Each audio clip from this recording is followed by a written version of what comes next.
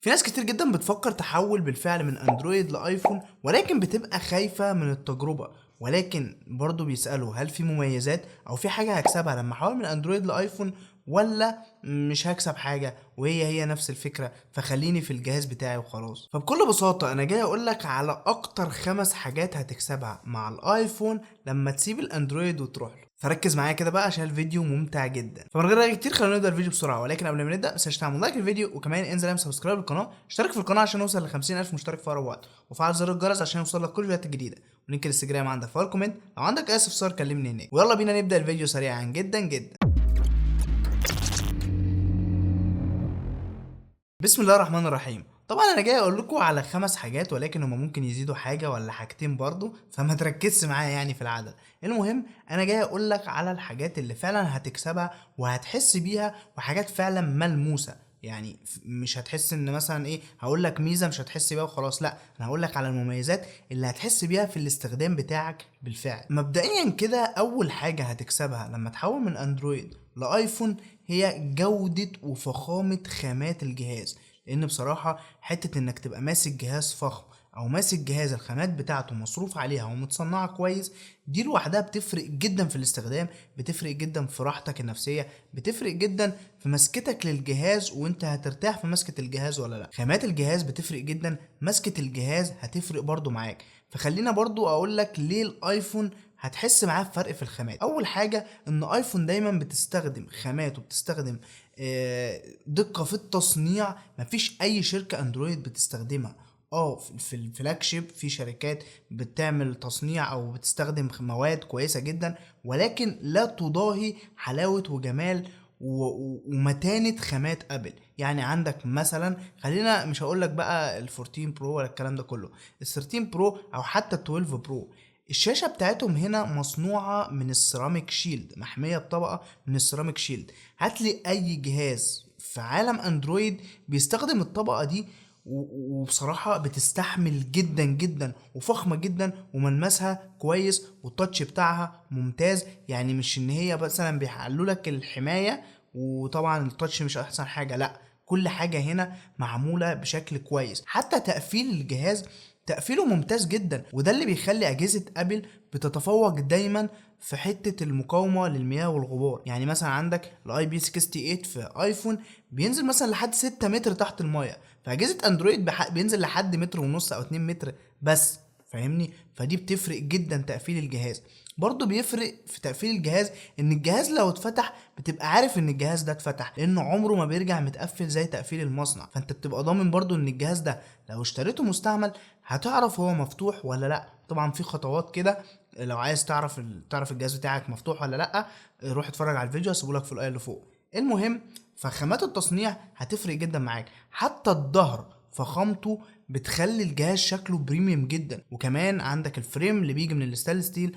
جميع اجهزه اندرويد او 99% منها بتيجي بفريم من الالومنيوم يا اما من البلاستيك، ولكن هنا الموضوع مختلف تماما. الموضوع هنا بيجي ستانلس ستيل، فبتلاقي الجهاز فعلا مسكته استثنائيه. فمن الاخر دي اول حاجه هتكسبها هي فخامه الجهاز اللي في ايدك. تاني حاجه هتكسبها، وانا بالفعل سبب من اسباب ان انا حولت من اندرويد لايفون، وهي قيمه الجهاز وثبات سعره. انت لما بتيجي تشتري جهاز اندرويد وعايز تبيعه مثلا بعد سنه سنتين، هتلاقي ان الجهاز سعره قل اكتر من النص. فاهمني؟ هيقل جامد جدا. ولكن مع الايفون الجهاز ممكن تبيعه بعد سنه خسران مثلا 3000 جنيه 4000 جنيه، والجهاز مثلا شاريه بحاجه و20 ولا ب20. ولكن على الناحيه التانيه لو اشتريت جهاز اندرويد بعد سنه واحده، لو انت جايبه مثلا بحاجه و20000 جنيه، هتروح تبيعه ب12000 جنيه وب11000 جنيه، وممكن اقل كمان. فبصراحه اسعار الاندرويد ما بتمسكش سعر خالص،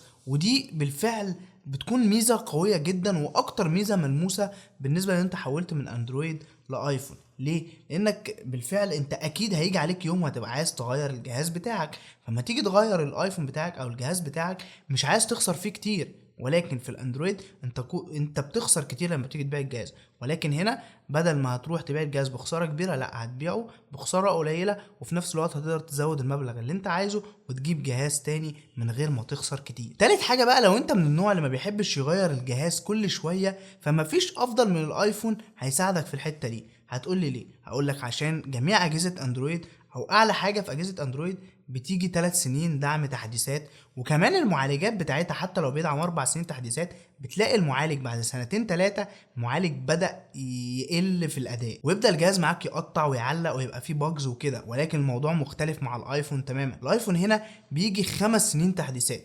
5 سنين تحديثات يعني هيقعد معاك 6 سنين، لان طبعا التحديث الخامس هيجي بعده سنه لحد ما التحديث اللي بعده يجي وما يجيلكش طبعا. فهيقعد الجهاز معاك 6 سنين مستريح، 6 سنين بدون باجز، بدون تعليقات، بدون تهنيجات، بدون ما تحس ان اداء الجهاز بدأ يقل. تحس ان الجهاز زي اول يوم اشتريته لحد اخر يوم هتبيعه فيه او هتبطل تستخدمه. فبصراحه نقطه الاداء ونقطه الاعتماديه في الايفون حلوة جدا، وهتساعدك فعلا انك تبقى حابب الجهاز ومش هتستغنى عنه بسهولة. ولكن الموضوع في اندرويد بيكون بشع في الموضوع ده.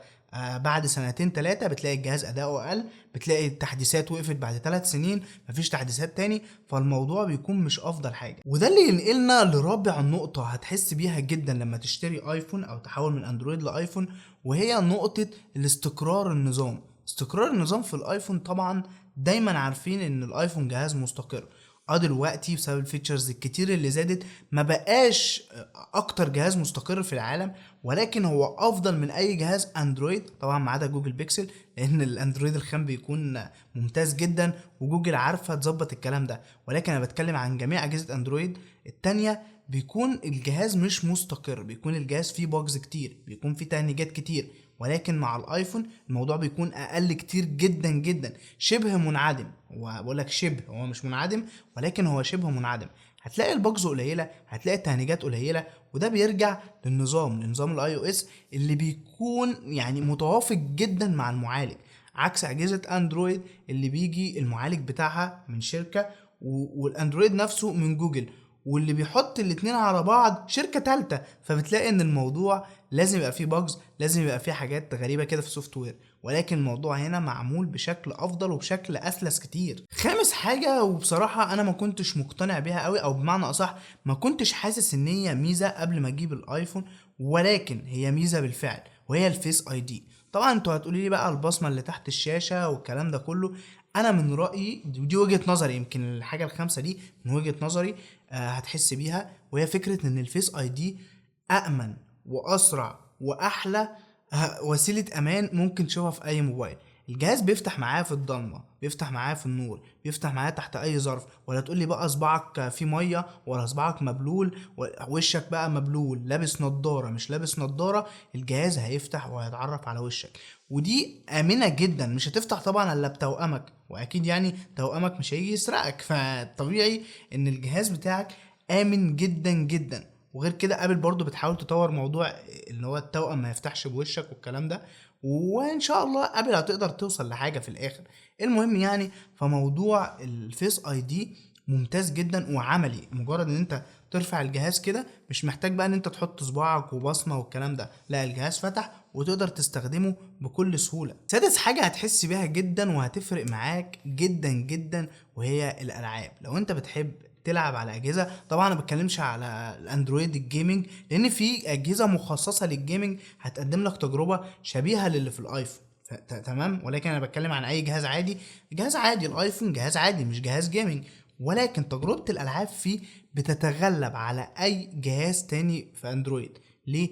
الثبات والاستقرار والمعالج والنظام وكل حاجه هنا يعني بتشتغل مع بعض عشان تديك تجربة ألعاب مفيش أحلى من كده.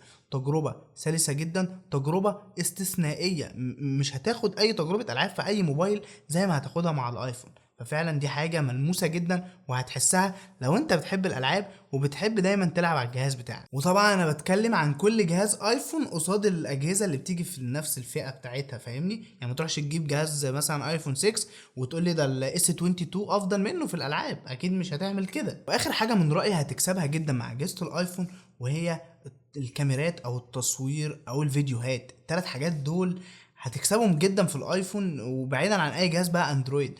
حتى لو الاس 22 الترا، الاس 22 الترا بيصور صور حلوه وكل حاجه، ولكن في الفيديو الايفون بيتفوق. هتجيب لي جهاز تاني الفيديوهات مفيش جهاز اصلا احسن من الفيديوهات، احسن قصدي من الايفون في الفيديوهات. ولكن الايفون صور، فيديوهات، كاميرا سيلفي، كل حاجة هنا خرافية بصراحة. مفيش افضل من اجهزة الايفون في التصوير، ودي من وجهة نظري انا. يمكن الجهاز الوحيد اللي انا بشوفه بينافس الايفون شوية هو الجوجل بيكسل، ولكن حتى في الفيديو لسه ما قدرش يوصل لنص اللي اجهزة ايفون بتقدر تعمله في تصوير الفيديو. تصوير فيديو ستيبل جدا، الكواليتي بتاعته استثنائية برضو، كواليتي جامدة جدا. هتقدر تاخد فيديوهات اكنك بتصور بكاميرا بروفيشنال فعلا.